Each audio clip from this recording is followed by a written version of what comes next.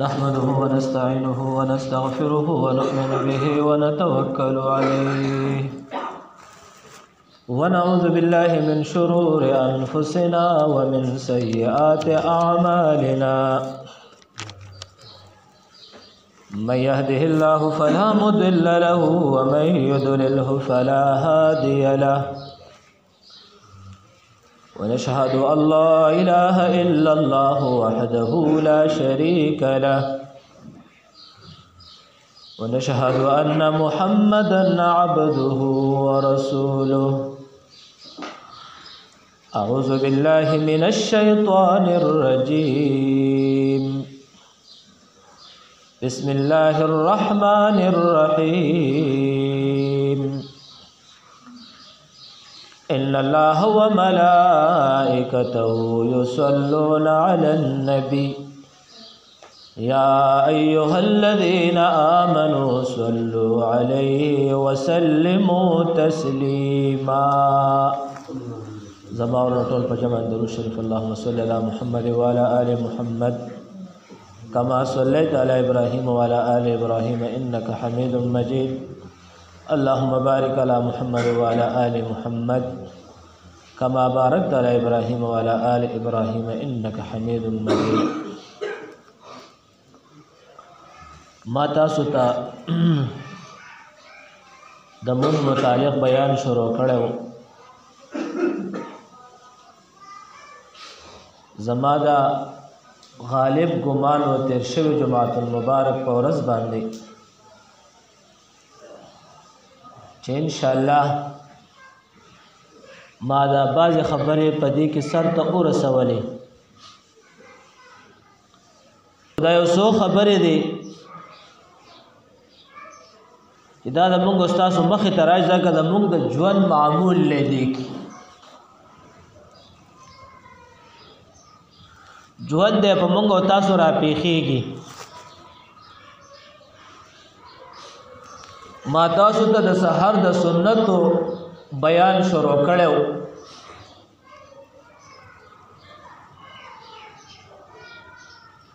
هغه مې د تفصیلی بیان کړو خدای اوسو خبرې را نه پاتې شوی وي او ملګرو دغه ځوګ باندې سوالونه وشول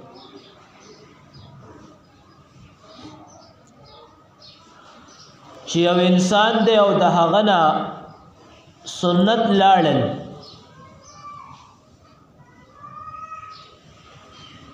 وز د سحر سنت نننی سنت چې کوم دی د موږ نه مثال قضا شول فرض مو ادا او یارانم ټول مز قضاش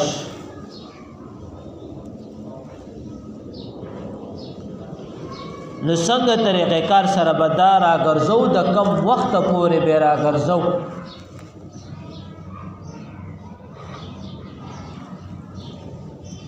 نو کله چا نه سحر سنت لاړل مثال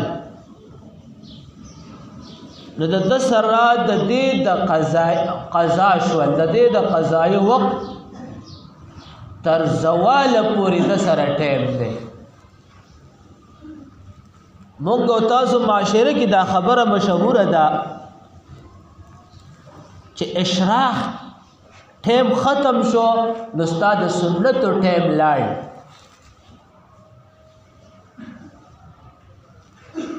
نو دغه سنت او قضایی تر تزوال پورې کولش نور چې د ماسپخین د زوال ټیم راشي د خپل لوی موضوع ده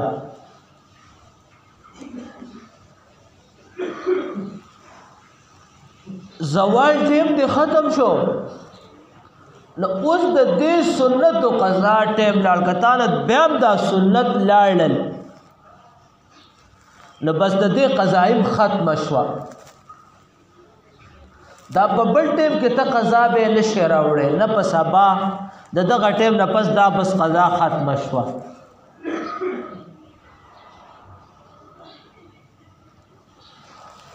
او کچری یو سړی له ټول مز قضا دی نو د سحر نه والا کچېرې د ادا وختي نو هغه به په مونږ ما بیان دا کړی او که د قضا شو نو تر زواله پورې د سره دا وقت اختیار دی چې دی به پهله سنت قضا راوړي او بیا به د هغې نه پس د فرضو قضا راوړي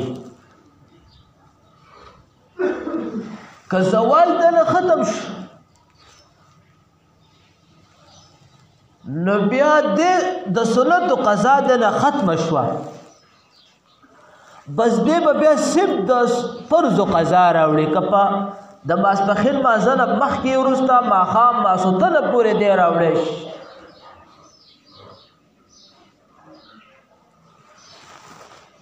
دا یوه خبره مونږ معاشره کې ده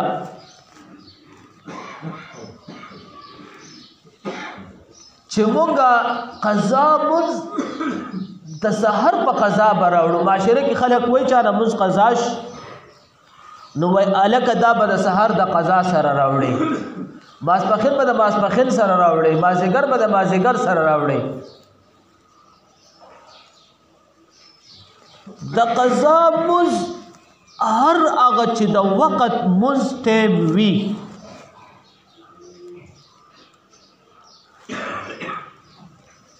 د ماسپښین قضا ته د ماسخوتن هم کولی شي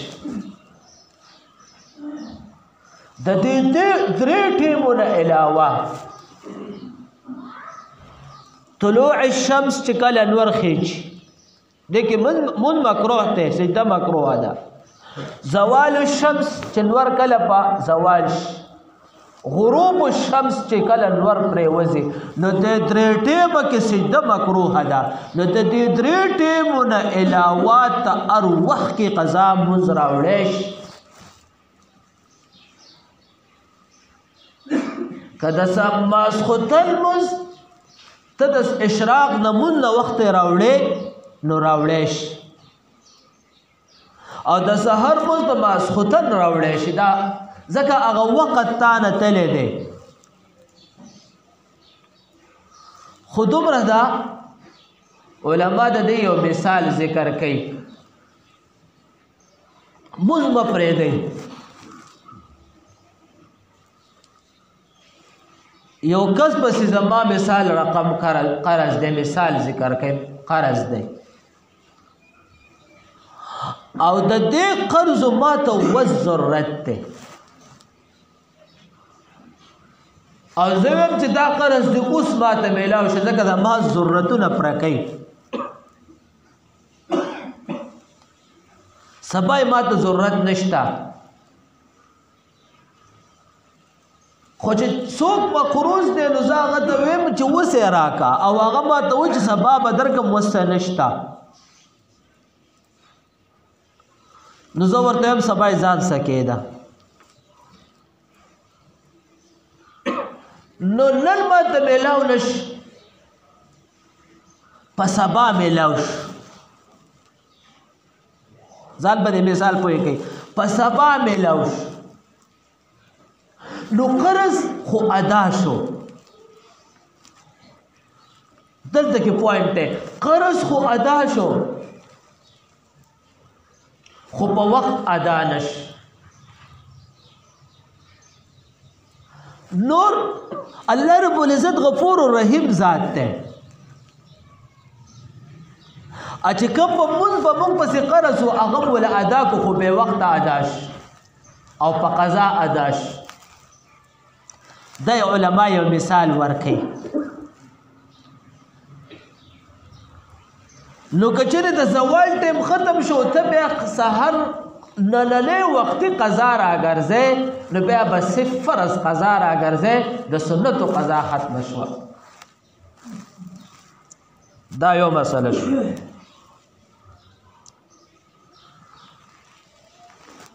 دا یو سوال شوی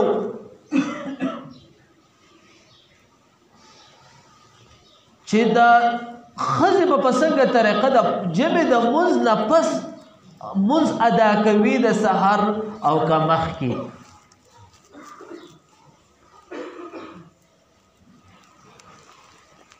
نو زلالت لاول پکې د مسئلې ثواب ووري چې زلالت څومره د سحر وخت منځ د صبح صادق سره فوراً ادا کی په تیاره کې نو د دې اجر زیات دی ثوابونه زیات دي یو زلاله ده او هغه چې څومره په دلیل یې څه شی دی زلاله چې څومره په پرده کې مونځ کوي او بیا ځان له په یو کمره کې او د کمره کې په یو وټ کې نو د دې اجر ثواب زیات دی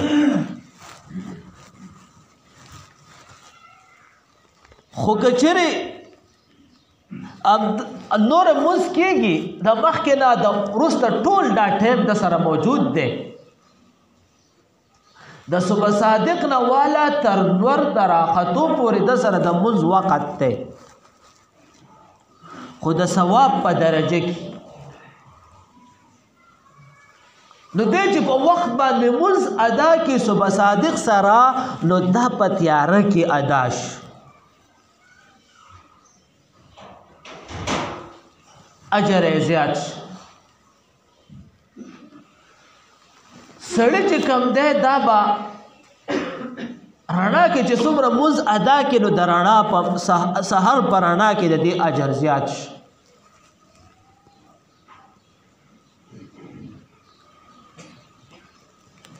خو یو خبره ذهن کې یاد وساتئ بعضې کتابونو لیکلي دي چې د مرد د سړو مونځ بغیر د عذره بغیر د عذره د جماعت د مونځ د وخت نه مخکې ادا شي نو نه کېږي د ماسپښین مونځ وخت ټایم دی د جماعت خو ما پکې ګوره یو قید ولګو عذر د ماسپښین د وخت ټایم مونځ ټایم دی او یو سړی وایي چې ځان د مونځ نه فارغوم چې دا مونځ ادا کړم لا جماعت مونځ نه دی شوی او یو مقتدر راشي او هلته کې مونځ ادا کوي مونځ نه کېږي د تله د جماعت مونځ لاړ او د هغې نه پسې ادا کوي نو بیا کېږي او که چېرې د دې عذر دی په یو سفر روان دی بله مسله شوه نو که چېرې د جماعت د مونځ نه دې وخت ځان له ادا کوي هم کېږي بیا عذر پکې ما قید وی ځکه سیاران دوستان دکانداران ما ګټلي هم دي په خپلو سترګو چې اذان وشو نو مسالې راواغسته او مونځ ته ودرېد ما منک ما الاول ته کوشش د جماعت د مونځ وکړه تا نه چې کله د جماعت مونځ لاړ بیا به د هغې نه پس نو تر دې پورې چې زه اوس دا شټر راښکته کوم دا او دا ما دا به کې بله یو مساله د دې کې دا په معاشره کې ډېره کمه فالو کېږي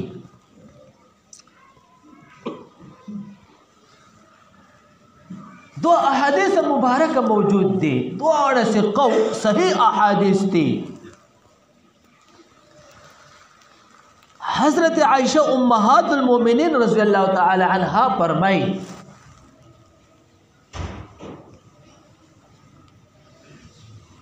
چې د سحر مونځ دی ښه رڼا شي په رڼا کې د سحر مونځ وشي نبی صلی الله علیه وسلم نه روایت کوي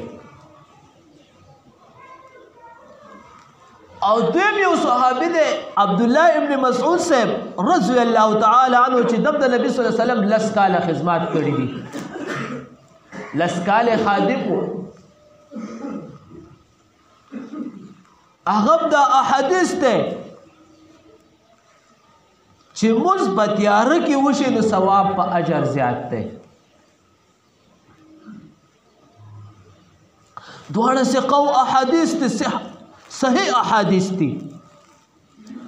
اس راویانو کې شک مک نشتا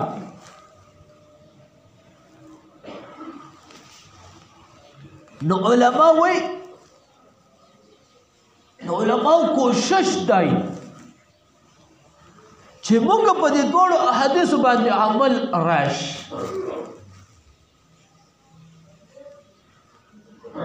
چې د پیغمبر علیه الصلاۃ والسلام ټول خبره برابر شي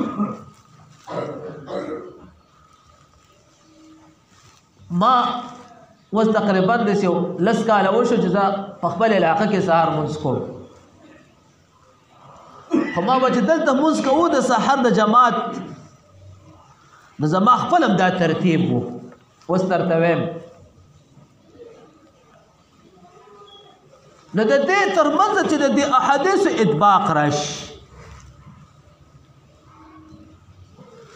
نو علما ذکر کوي چې په تیاره کې ودرېږه او مونځ په رڼا کې ختم کا په تیاره کې ودرېږه او مونځ په رڼا کې ختم کا نو په دې دواړو احادیثو به اطباق راشي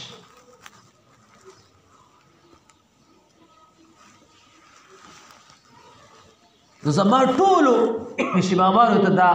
درخواست دی ها بعضې پېشمامان د حکمت عملي نه کار اخلي حکمت عملي څه ده د هغې حکمت عملي دا ده چې موږ ټوله شپه ټلویزیون ته ناست یو او موږ په دا ځان پرست کړله چې نه یې ګټلي خوب لیټ وده کېږو نو علما وایي چې یاره خلق جماعت مونځ ته حاضر شي نو هغه انتظار کوي چې د جماعت مونځ ګڼه شي د ثواب په درجه کې مونځ اوچت شي نو د بعضې علماو دا حکمت عملي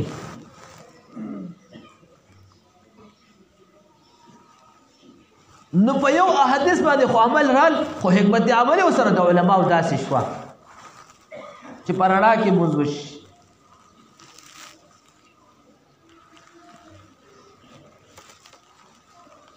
ما تاسو ته د جماعت د مونځ متعلق ویلو سنت مؤکده بعضې یارانو دوستانو دا سوال وکړ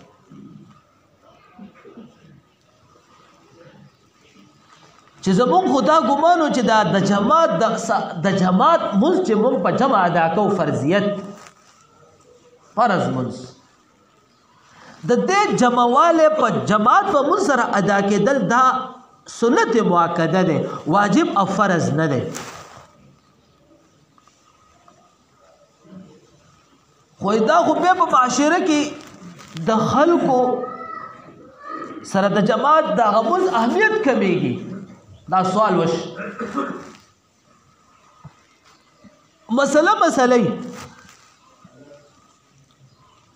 زموږ خوږ پیغمبر محمد صلی الله علیه وسلم څه فرمایي د جماعت د مونځ متعلق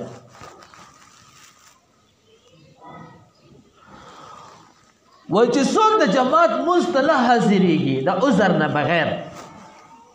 ته ګورې بعضې مسلو سره عذر پیش کوم پهله او دې جماعت مونځ ته نه حاضرېږي ځان له مونځ کوي تاسو به د مبلغینو حضراتو نه بار بار دا اورېدلې په ځینې اعمال کې شته زه په دې د احادیث مبارکې راوړی د بخاري احادیث دی چې یو صالح نوجوانان طاقتمن راجمع کم او په دیو باندې خشاک راجمع کم او څوک چې د جماعت منځ ته نه راځي نو د هغې کورونو ته پې اور ولګو.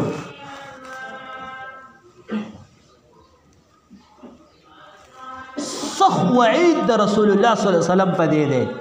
ډېر احادیث دي. مسلې خو مې ډېره دلته را جمع کړلې خو بس د اخرنۍ مسله درته په دې کې کوم.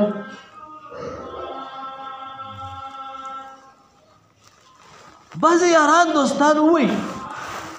چې یاره موږ سهار مونځ ته نه شو راپاڅېدی. دا مسله درپېښ ده او الحمدلله مو ورسره ووایي چې الحمدلله ماسپښین مونځ مازدیګر ماښام ماخوستن دا نه پرېږدو خو سهار ته نه شو راپاڅېدی.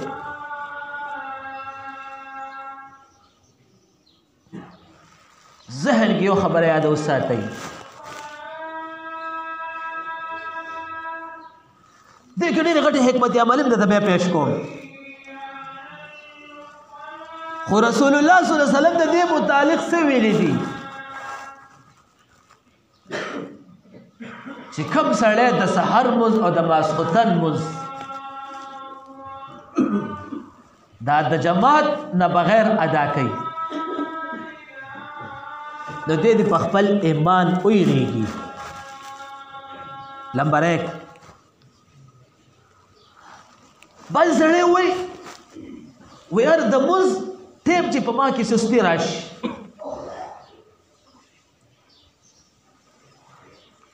رسول الله صلی الله علیه وسلم د دې متعلق ویلي دي چې دا انسان د نفاق په درجه کې دی، د منافقت په درجه کې دی. منافقان به نورو منځونو ته حاضرېدل خو د سحر او د ماسخوتن منځ کې بغیر حاضر وو. ای به منځونه کول ګورئ وو کافران.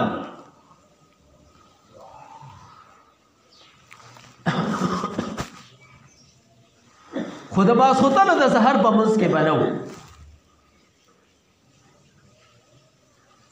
نو کوم سړی چې په مز په وخت کې په ده کې سستي راځي نو دې د فضان ویریږي چې ما کې سشتا یا د جماعت په مز جمع تیار او د کې سستي راشي دې د فضان ویریږي.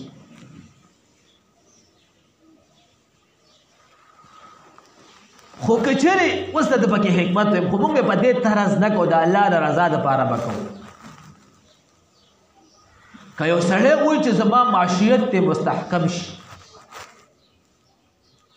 زما معاشیت ته مضبوط شي زه دې غني جوړ شم نو دې د سحر او د ماسخوتن په جماعت کې پابندي کوي. قسم بالله د تیمنه قسم مې د توخل د الله په ذات او چې دا قسم نورم به رب کعبه رب قسم چې خوري نو په رب کعبه مې د قسم دی